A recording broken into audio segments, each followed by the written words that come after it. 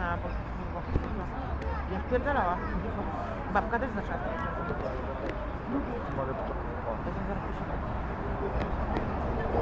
Wyszło ci to, Piotrek?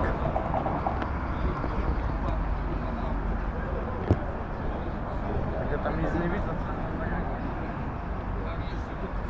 Takie kropki fajne.